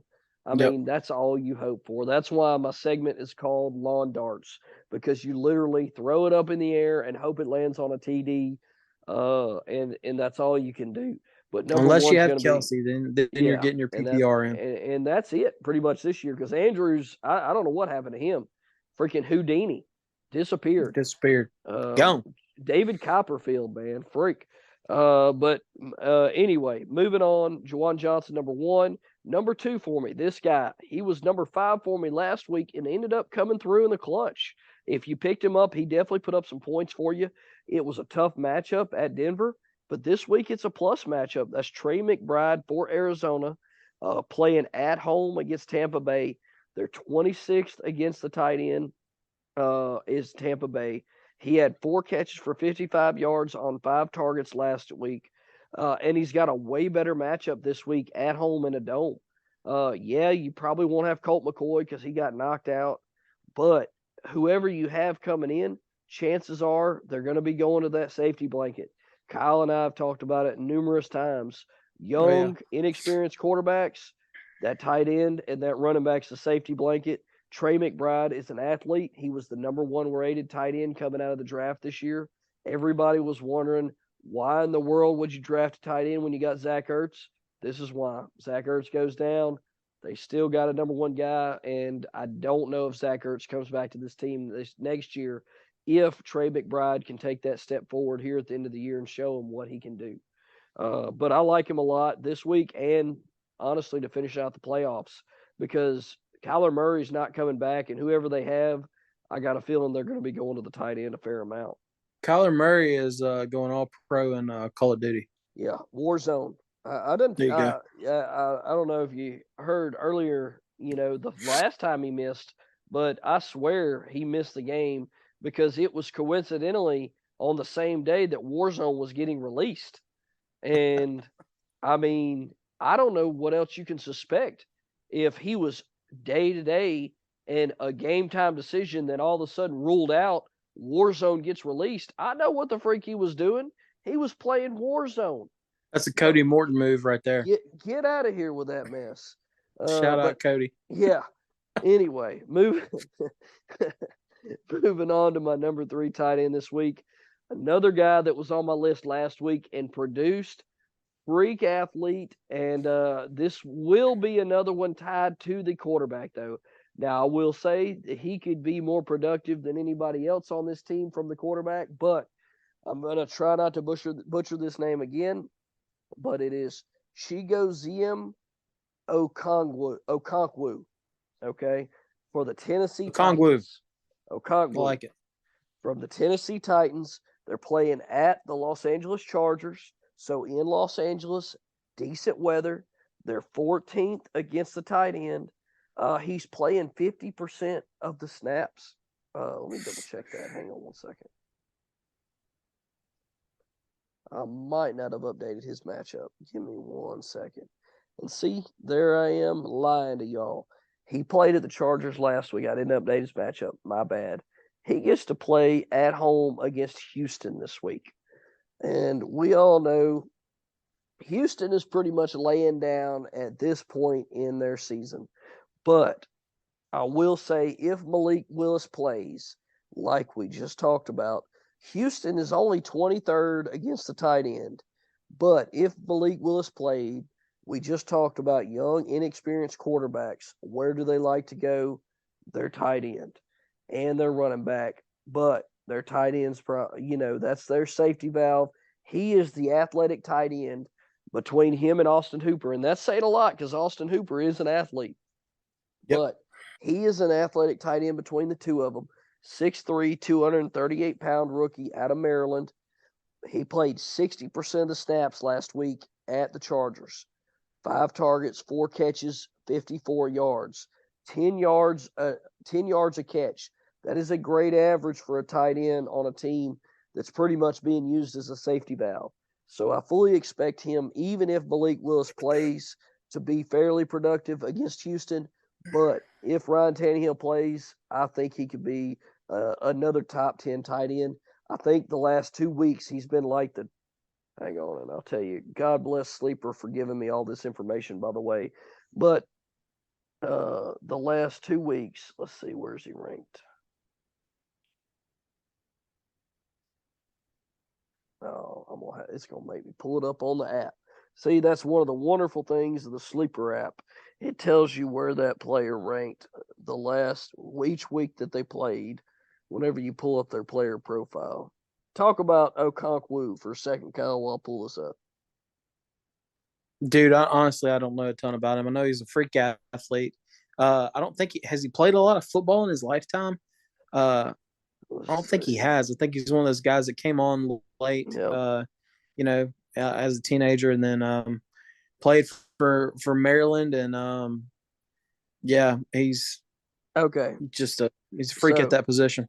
The last 3 weeks for Okonkwo: Week 13 at Philly, tight end number 8. Week 14 at Jacksonville, tight end number 3. And then here we are, and that was a plus matchup against Jacksonville once again on 49% of the plays, tight end number 3. And then this past week at Los Angeles, tight end number 15, not as productive, but a tougher matchup at the Chargers. But we seen a bump in his playing time, got up to 60% of the plays, still had 5 targets, okay? Now we're in another plus matchup against Houston. I think he could be very productive. So I like Okonkwo a fair amount. Moving on to good Lord. Moving on to Noah Fant. Here we are. Easily somebody that could have been 2 or 3. With Tyler Lockett going down, I think could be another beneficiary. But Noah Fant at Kansas City, who's honestly, this is the best position they defend against, and they're 14th against tight end, which that should tell you something. But like we were talking about earlier, expect a shootout. Noah Fant's been getting more involved in the offense. It seems like it's taking him a little bit longer to get used to it since he's fresh there, but getting more involved. He's a red zone threat. And with Tyler Lockett going down, I think he's going to get a little bit more action than he has been. I like Noah Fant this week. And then last but certainly not least, this guy, Tyler Conklin, seems like every time he becomes irrelevant, he hops back in there with like a 8-catch, 70-yard touchdown game out of nowhere. Last week, not that relevant. Didn't really surprise me because Zach Wilson, he's another one of those players on that team that him and Zach Wilson just don't jive. I don't know why, but Zach Wilson just doesn't get him the ball. But this week, he's playing at Jacksonville. They're 25th against the tight end.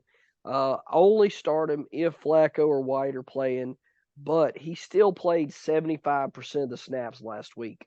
Even though Uzoma, who caught 2 touchdown catches, his only 2 targets, which I think was a fluke, which is why he's not on this list. But Tyler Conklin played 75% of the snaps. A way better matchup this week, especially if Mike White comes back. I still like Tyler Conklin if you need help at the tight end position. Right now it says Mike White is out. Yeah, he's still out. They're hoping he can come back. Have they ruled him out officially? It was just his status. Yeah, no, they haven't ruled. come out No, with an yeah, update. he's ruled out. Yeah, he's out 12 so hours he is ago. officially out. Oh, Lord, help us all if you're a Jets fan. Anyway, so you know what, Tyler Conklin? I don't even know. The only thing that benefits you is Denzel Mims and Corey Davis being out, and tight end is such a wasteland. You know, if you got to roll the dice, pick up Tyler Conklin. Who knows? He might go off. But honestly, I like those other four guys a lot more. Moving on to quarterback, Kyle's favorite position. Number one for me has been the number one, I think, the last 3 or 4 weeks, and he's still not over 60%. I love it, but it catches me because I got to be careful and make sure I update his matchup. But that's Jared Goff. I mean, the dude's just straight up putting up 20 to 40-point games every week the last 4 weeks.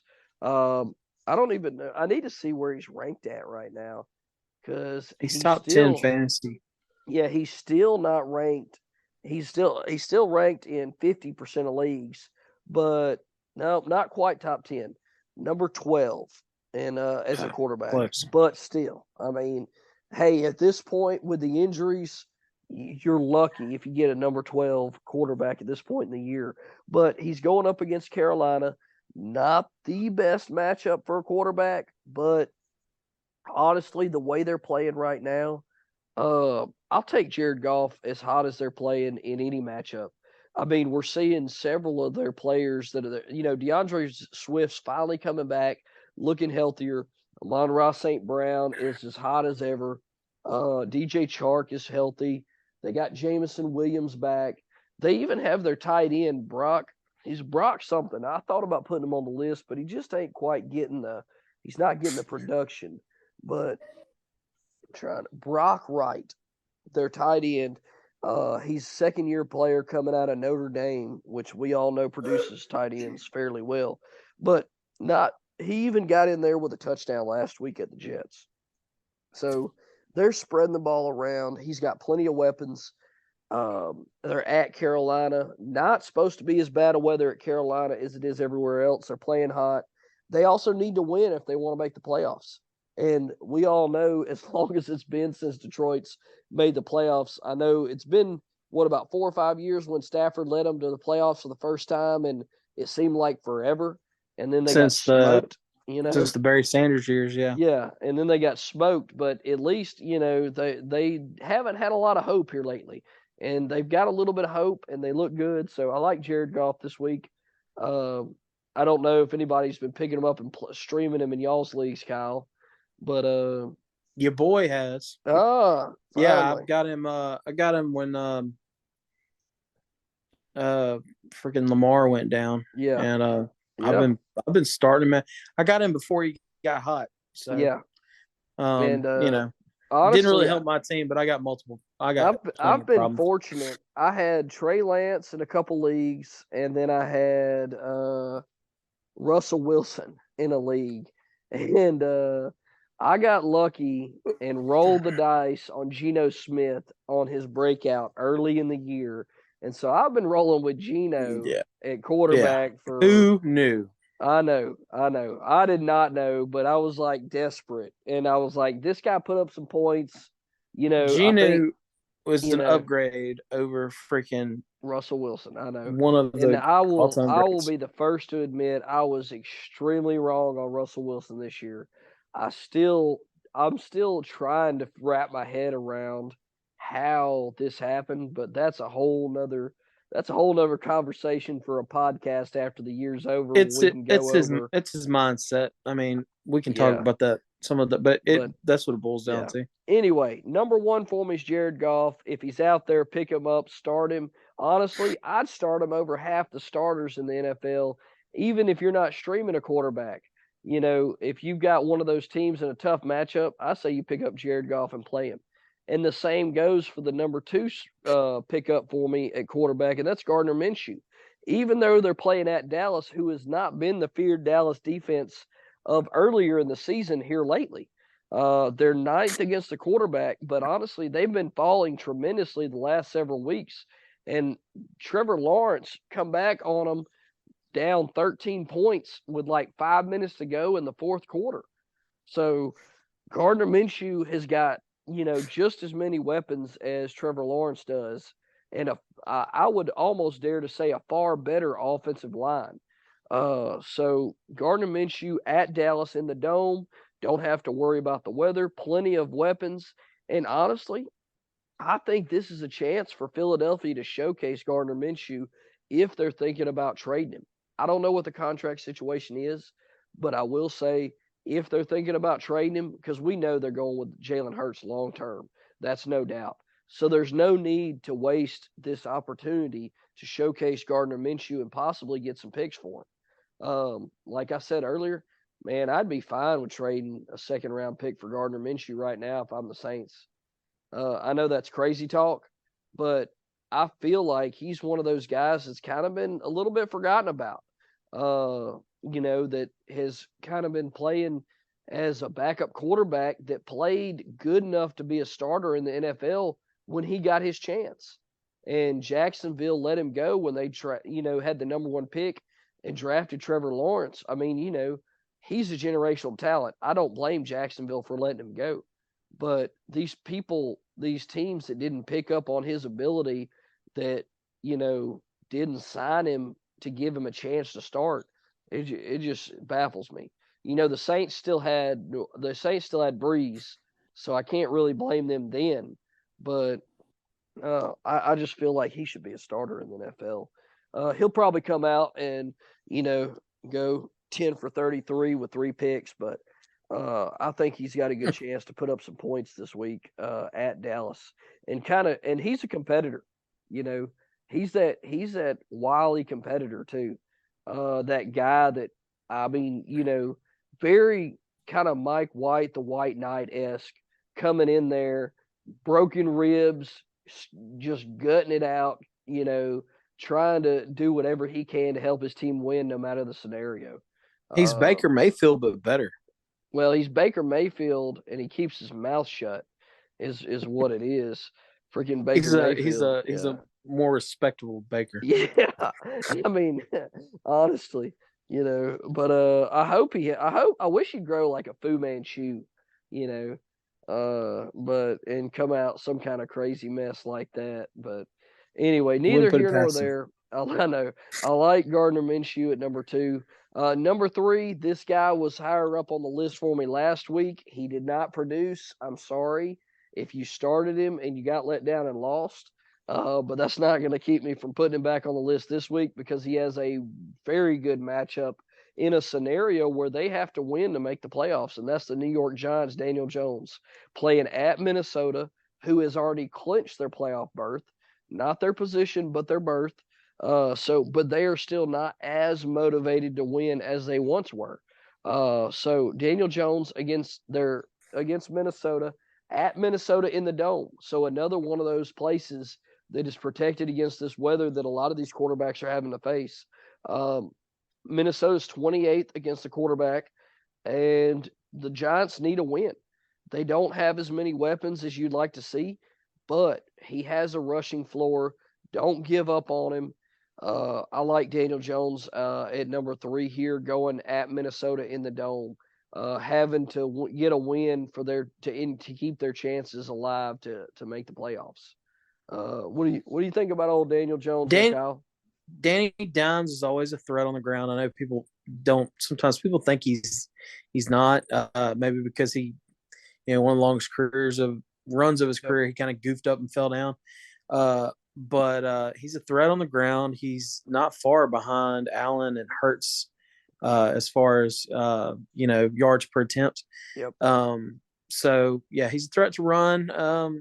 Passing wise leaves a lot to be desired, but if you're in a pinch, Danny Dimes might be able to help you out. And it's kind of an unfair thing to hate on old Daniel Jones too, because he has not had the best weapons or a decent offensive line very much in his career at all. And he gets such a bad rap.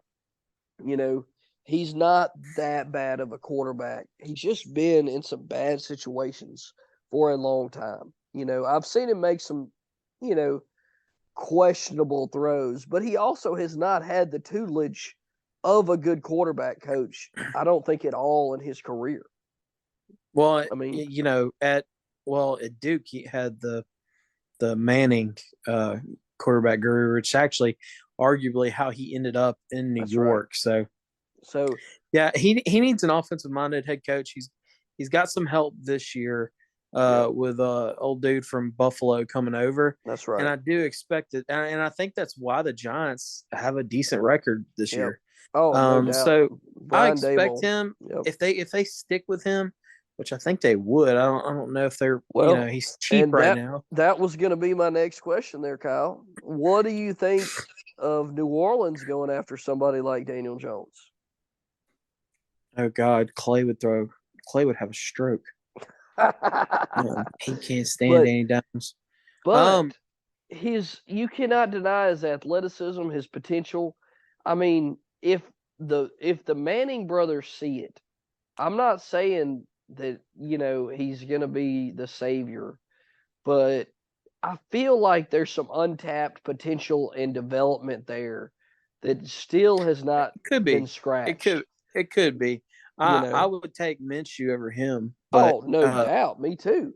But I'm just thinking, I've been brainstorming these guys over the last several weeks that could end up in New Orleans that have not been so successful at their teams, that had a lot of, a lot of, what do you call it? Clout, I guess, coming in, or, a lot of pedigree. Daniel Jones is one of those guys, had a fair amount of pedigree coming in into the NFL, especially with the Mannings backing him like they did, and just hasn't quite lived up to that potential.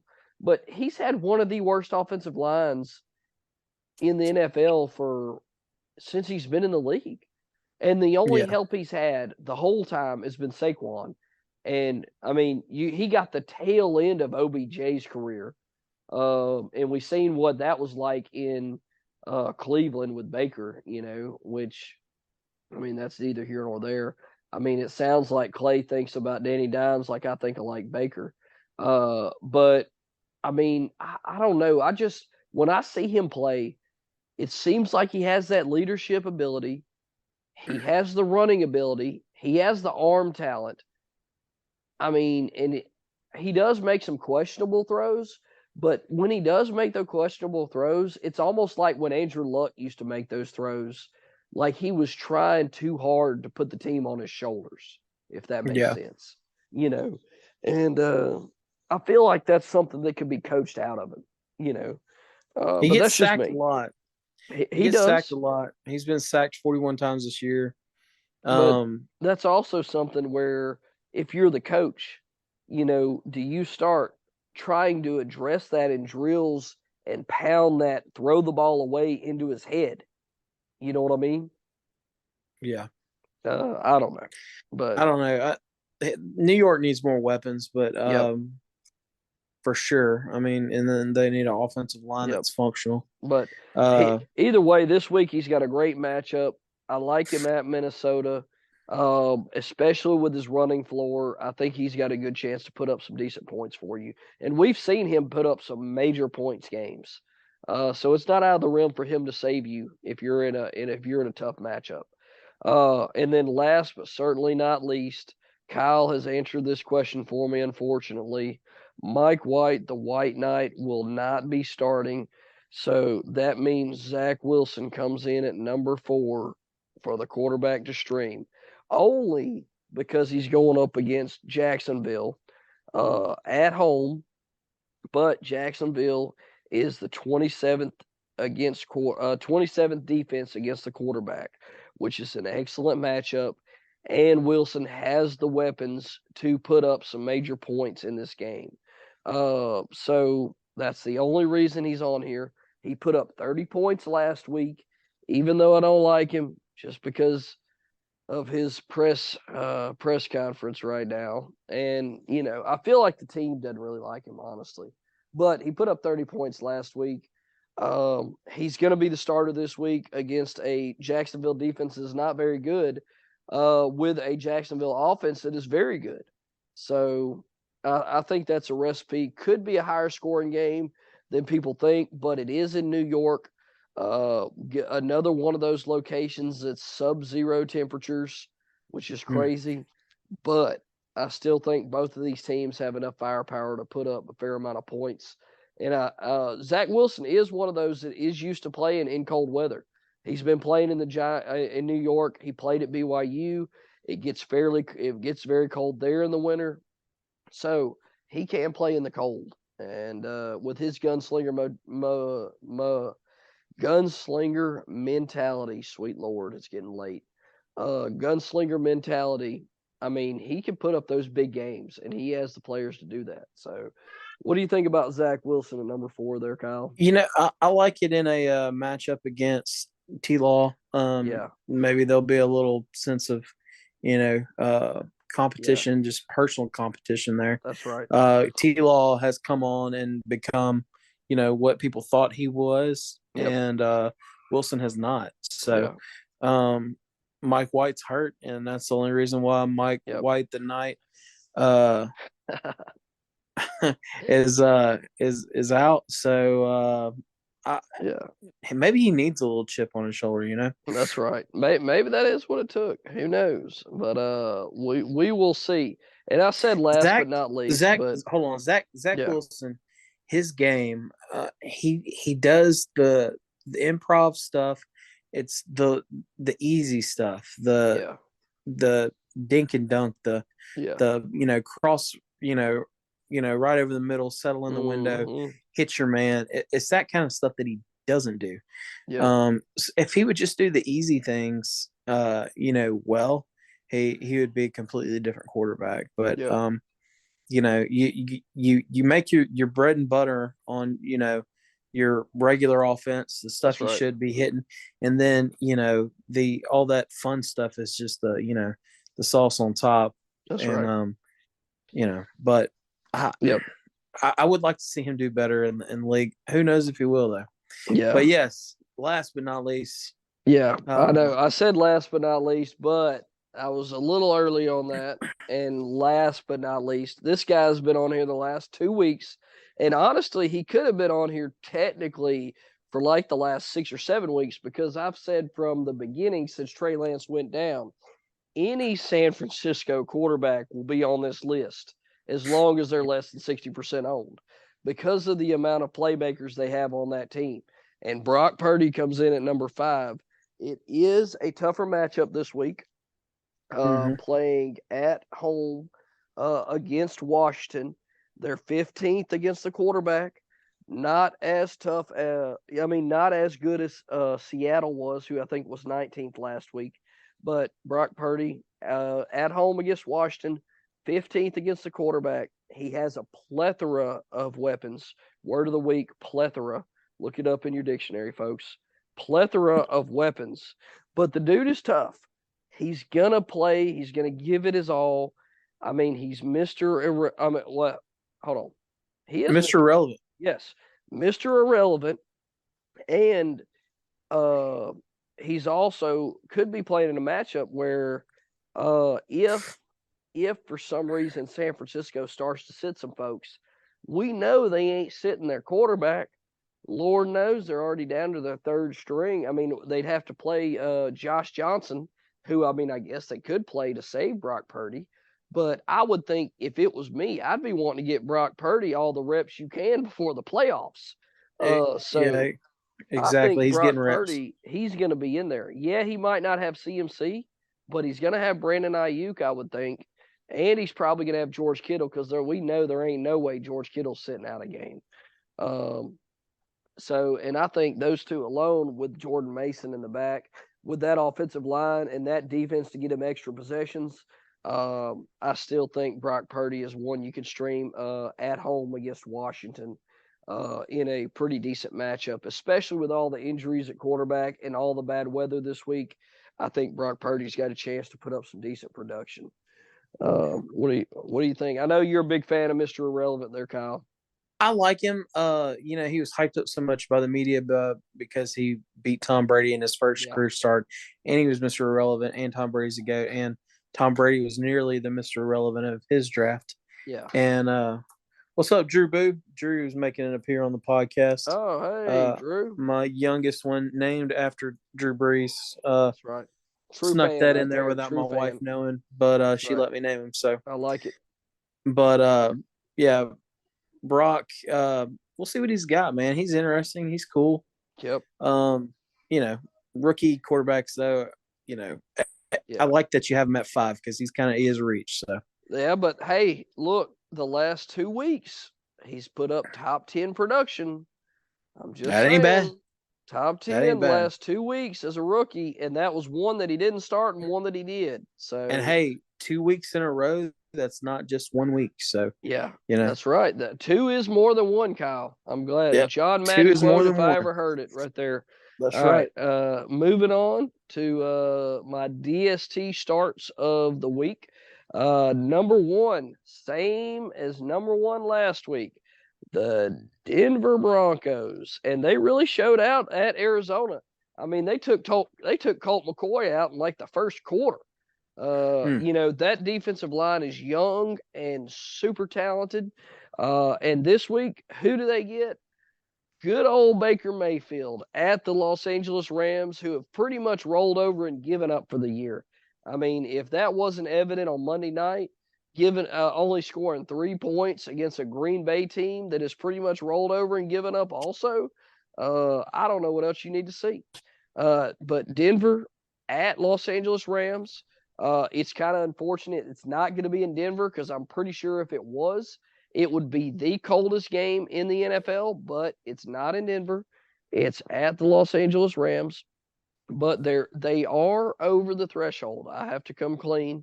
They are owned in 62% of leagues. That is only because of last week because they were playing Arizona and they were another good matchup. But if they were dropped in your league or if they still are available, pick up Denver, and they are the number 1 start for me. And honestly, I'm pretty sure they're the number 1 start of all fantasy analysts this week as far as ratings go. So pick up Denver and start them against the Rams. Number 2 for me. It.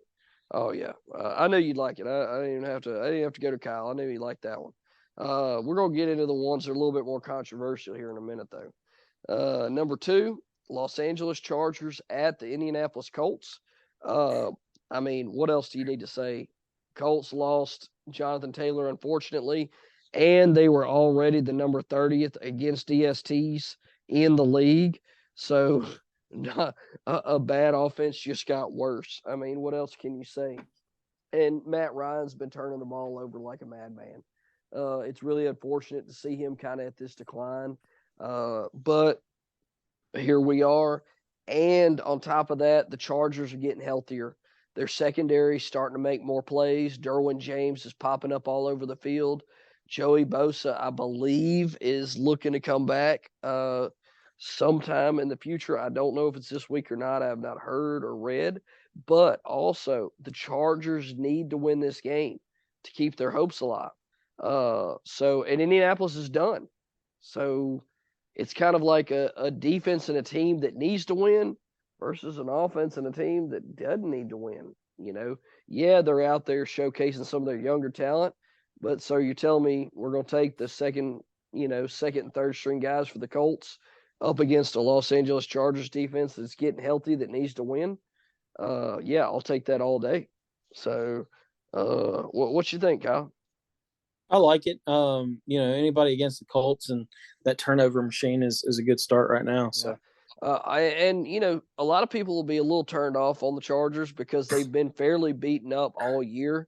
I mean, they had rated the number 1 defense coming into the league this year, just purely off-season acquisitions and, I mean, talent that they had rolling over from the year before. I mean, they arguably had an all-star team. And then they start the season in like one game, they lose like 4 starters. You know, if it wasn't in the preseason or in this regular season, and then they just didn't really recover, and they're finally starting to get their traction again, which is good for them toward the end of the year.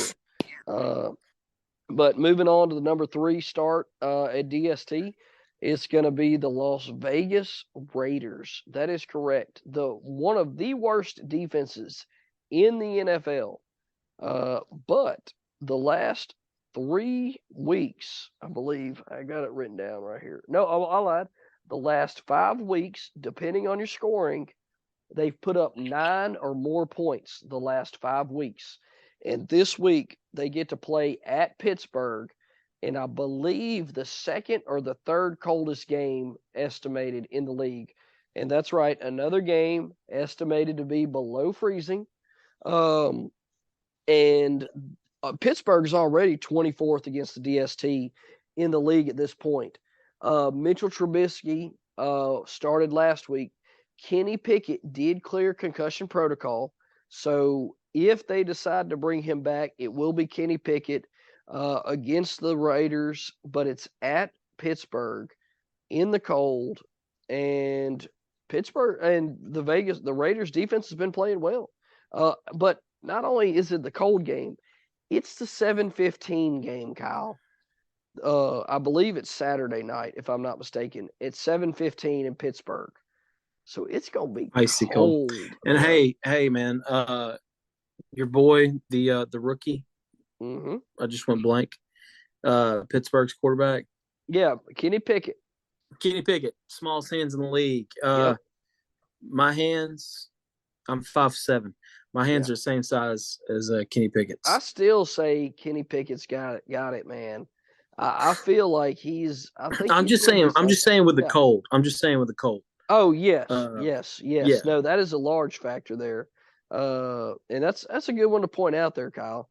I thought you were talking about, but he is one of those that wears the gloves. And that makes a tremendous difference for grip, even in the cold. So that does help. Maybe I should try glove. Yeah. I'm just throwing the ball in the yard of my kids. Dude, you get that tighter spiral on it for sure. Yeah, dude. Maybe instead of getting 40 yards out of this old 35-year-old, maybe I can get, just don't tear 45. a rotator cuff, man. Just don't tear a rotator cuff. I will if I try for 45. I know a guy that we can get it fixed.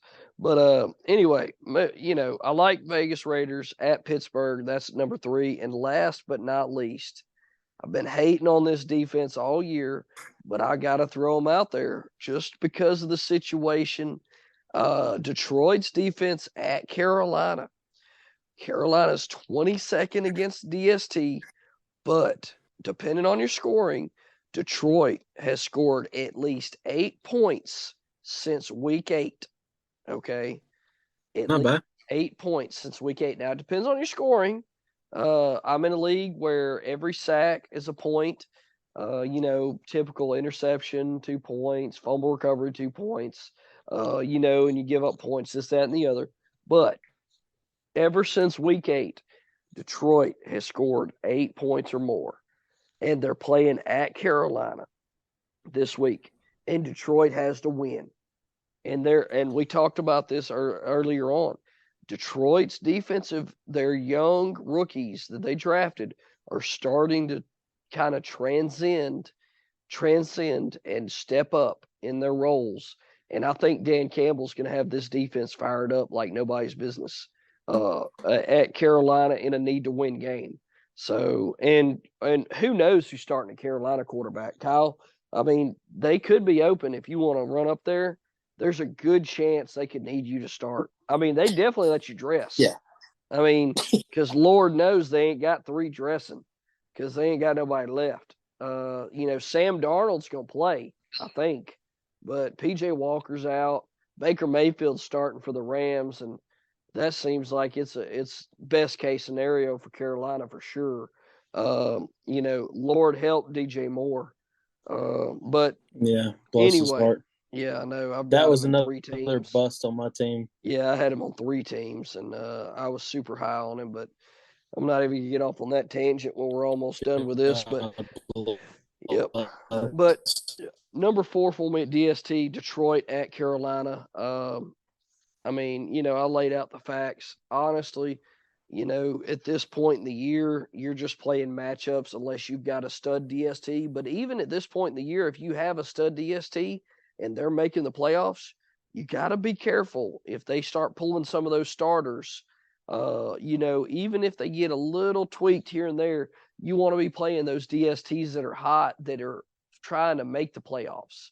And Detroit is one of those. So, and moving on to kicker, last but certainly not least, and the guys that can win your league for you and win the game and win the week, the kickers. Number 1 for me this week, you're going to notice a little trend here, but number 1 for me is going to be Chase McLaughlin for the Colts at the Chargers.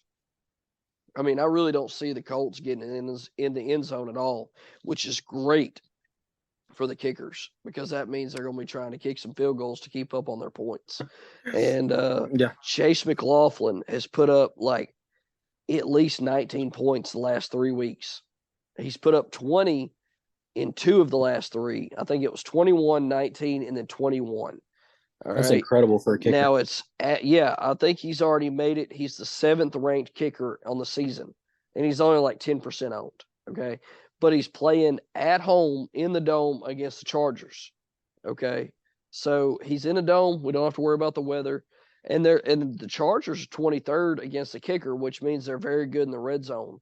And they hold teams to a lot of field goals. So I like Chase McLaughlin this week. Number 2 for me is going to be Ryan Suckup at Arizona. Another kicker in the dome. Another team that's got to win. Another offense that does a fairly good job of moving the ball, but they're playing against the Arizona defense, who actually does a pretty good job in the red zone because they have a fairly decent run defense. But at Arizona, they're 22nd against the kicker. They're in a dome, and Tampa Bay needs to win. So, I mean, I feel like Tampa Bay is going to be taking any points they can, as much as they can. And not to mention, they also know that their defense is not going to have any problem stopping Arizona's offense. So I feel like Ryan Succop's got a good chance to put up some points this week for Tampa Bay. And then number 3, the trend continues. Greg Joseph for the Minnesota Vikings. Hang on. Give me 1 second. I had him. He was on here last week and had a fairly good week. Actually kicked the game winner for Minnesota at home. Ended up putting up 8 points last week, which, not that great. It was at Detroit. I'm sorry, I lied. At Detroit, kicked the game. At home against Indianapolis, kicked the game winner. Good Lord. Sorry, Kyle. But that's all good. This week he's playing Detroit, right? No. This week he's playing at home against the Giants. Okay. Giants. Sorry. Okay. But it's in the dome. Once again, with the crazy weather, you're looking for players kicking in the dome, and he's kicking at home. Minnesota, if they do end up sitting their starters, this is my perception, my thinking. If they end up sitting some of their starters I feel like they're going to be settling for more field goals than they are trying to push the ball and score touchdowns. So I think Greg Joseph's got a good chance of getting a fair amount of field goal chances against the Giants at home in the dome. And then last but certainly not least, this gentleman right here has had at least 12 points in the last 3 games, and he's the number 10 kicker in fantasy. And that's Eddie Pinheiro for the Carolina Panthers, playing at home against the Detroit Lions. And this pairs well with my Detroit defensive pick. Detroit's been playing better. Carolina's not going to get the opportunities to score a touchdown like they normally do, I don't think. And, he's got 12 points the last 3 games. So they're letting him kick the ball when they get in field goal range. So Eddie Pinheiro, and they're at Carolina. This is the only one I have that's not in a dome, but he's been kicking outside the last couple weeks, and he's been hitting them. So I don't think the weather's supposed to be quite as cold or bad in Carolina as it is everywhere else. So I like Eddie Pinheiro last, but certainly not least against Detroit at home. And that's going to round out the kickers and going to round out our fantasy waiver wire pickups or ads for this week coming up for week 16. Was there anybody in particular, Kyle? I know you've already looked at my list because I sent it to you before the pod. Anybody that you liked that was not on any of these lists that you specifically, are either targeting or were thinking about targeting that you noticed had a good week that could be a big time producer in week 16? Dude, I wish I had something to add, but with me being out of the playoffs, man, I didn't take a deep dive this week. Honestly, I completely understand that. I just hope that you're not one of those guys that leaves your lineup blank or does not fill it out at the end of the year. Can't do it. Okay. Can't do it. I even make pickups. There you go. At the end of the year. There you go. I didn't. Don't give up. Now, only if they're injured. Now, if I'm out of it and I'm not trying to improve my team if I'm out of it. Yeah. But if I've got an injury or something, or I notice somebody like Foster Moreau's, there you go. He's projected to get 0.7 points. That's right. I'm gonna put my best lineup out there. So, well, that's good to hear, and that's what I always talk about on this pod. Don't be that guy that leaves bye week or injured players in your lineup. And then, it's just, even though it's the end of the year, you might not make the playoffs, you might be in the consolation bracket. Some people just enjoy playing fantasy, and it's not any fun for the other guy if he's trying to set his lineup and then he looks across and the other guy's got 3 guys on IR that are sitting in his lineup, and he knows that it's not even going to be a competitive matchup. There's no fun in that. And so don't be that guy. But that's going to wrap it up for us. One more shout out again to our sponsors, Big Reed BBQ, Elevate Clothing Line, Automotive Detailing Solutions of Jonesboro. Follow them, find them on Facebook, look at their products, contact them. Automotive Solutions does an excellent job.